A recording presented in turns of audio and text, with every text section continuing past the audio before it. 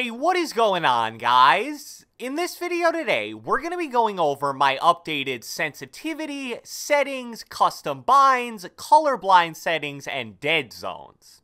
I plan on releasing this video about 12 hours before the official start of Season 9, so it's safe to say that all of these settings are what I'm going to be rocking going into the new season. You guys constantly ask to see this type of video, but I try not to change all that much, especially when it comes to sensitivity, so I don't think you really need to be updated more than once every 2 months or so. But that's enough about that, and without further ado, let's get right into it. Starting off with sensitivity, and I have a feeling some of you guys will actually be disappointed here, because I honestly haven't changed all that much from my last sensitivity update video. Still rocking 6.53x and 6y sensitivity, the 0.427 targeting sensitivity multiplier, and the 0.398 scope sensitivity multiplier. One minor change is that I'm now all the way up at the maximum 2.0 building sensitivity multiplier. In my last sensitivity update video, I believe it was at around 1.9 or 1.95, and I even said there that I planned on going up to 2.0 in the very near future, so that's what happened with that. And as a quick side note, if you're wondering what's with the sensitivities oddly being at 0.653 and not 0.650, or 0.398 and not 0.400, it was defaultly like that for me when an update switched sensitivity values from 2 decimals to 3 decimals, so I just kept it like it was. Now, the one new thing here that wasn't in the last update video is the editing sensitivity multiplier.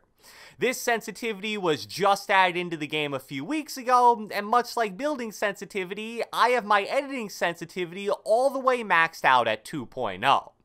Now, I've talked about this a little before in previous videos, so I won't go too in-depth with it here, but my thought process with the editing sensitivity multiplier is pretty much the same as my thought process with the building sensitivity multiplier.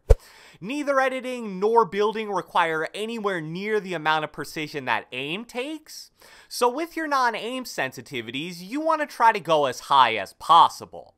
Now, if you play on console especially, you may not be able to handle 2.0 because you're going to be getting less frames per second, and that makes everything you do feel a lot less smooth and easy to control. So if that's the case, just shoot for as high as you can handle. Now, like I said, I bet some of you guys are disappointed that almost everything in the sensitivity section is the same as it was in the last video like this. But honestly, I think that's actually a really positive thing. The whole point of sensitivity in Fortnite, or really any shooter video game for that matter, is to find a value that you're comfortable with, and then you can focus all your time spent playing on actually improving your aim. If you're on 7x, 7y sensitivity one week, and then 6x, 6y the next week, and then 8x, 8y the week after that, how do you ever expect to get used to any specific sensitivity? I truly believe those sensitivity values are the best possible for me, and probably for a lot of you guys out there as well, so why fix what isn't broken? Moving on to settings now, and again, much like sensitivity, not too much has changed here. There are 2 things I do want to specifically highlight here, though. First, if you play Fortnite on console, you want to turn the setting Motion Blur to off. This setting was added at the very beginning of Season 8, and what it does is it makes it a lot easier to see anytime you make really quick movements, which happens most frequently during build fights. Also, I get asked this question fairly often. I actually play Fortnite with controller vibration turned off.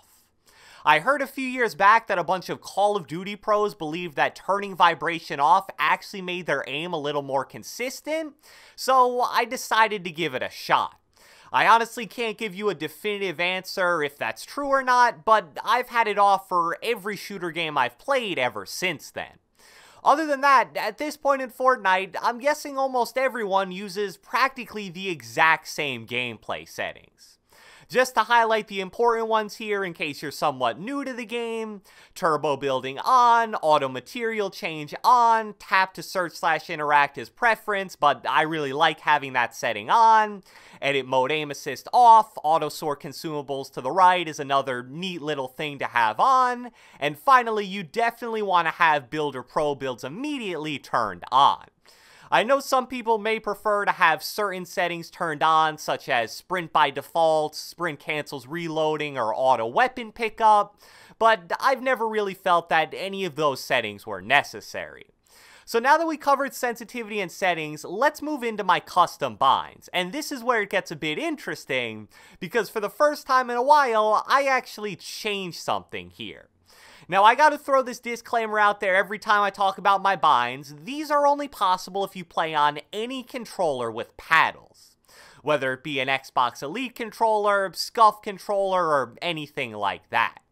So my edit button is still A, my confirm edit button is still B, my jump button is still right on the D-pad, which is obviously bound to my upper left side paddle, so since I'm not a crazy person, I jump by pressing that paddle instead of actually clicking right on the D-pad.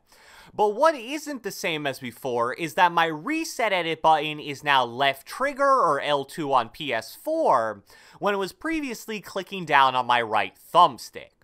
So I don't know if you guys have noticed this in my gameplay, but recently I've been trying to make a lot more advanced edit plays, where I make an edit, reset it, and then make another edit. That's obviously done to throw your opponent off and keep them guessing at all times. With my old reset edit bind, those plays were definitely still possible, but it's so much easier now with reset bound to left trigger/L2. Now, I understand that a lot of you guys probably don't have a controller with paddles, so here's the custom binds I would recommend for you. I would make edit Y/triangle, confirm edit Y/triangle, reset edit left trigger/L2, and then make your map the select button on Xbox or whatever the equivalent to that is on PS4. Although I don't have edit and confirm edit as the same button for me, I would really recommend doing that. Moving on, let's get into talking about colorblind settings. This is something totally new that I've never really discussed in any sensitivity/settings video before. There's this new trend in the competitive Fortnite community to use this specific colorblind mode named Deuteranope. There's no way I'm pronouncing that right, but you can see it on the screen. When you use that specific mode and put it on somewhere between maybe 3 to 5 strength, it still looks very similar to normal Fortnite, except for one major difference. You can actually see through the storm a lot more clearly. Now, in my opinion, this isn't as huge of a deal as some people are hyping it up to be, but it still is a nice little advantage. This is especially the case in any kind of competitive match like arena mode or World Cup qualifiers, because the most important part of the game are the moving endgame circles where the storm is always right next to you. Without this colorblind mode on, it can almost be impossible to see through the storm at all. And that's a really big deal for 2 reasons. First off, a lot of the time enemies will get caught in the storm while rotating. They're going to be losing health incredibly fast because the storm is going to take a ton of health per tick at that point in the match, so if you can see them, it's probably a pretty easy kill for you to pick up. And the even bigger advantage is that being able to see through the storm really helps you when it comes to late game rotations. You can scout out potential points of uncontested high ground or low ground before the storm even begins to move. So if you play competitive on a somewhat frequent basis, you should really give this colorblind mode a try. However, if you're someone that really only plays public matches, it comes down to personal preference. Like I said, even though it isn't exactly the same, it does look pretty darn similar to normal Fortnite. So it's your choice if you want to sacrifice a little bit of how good the game looks for a decent in-game advantage.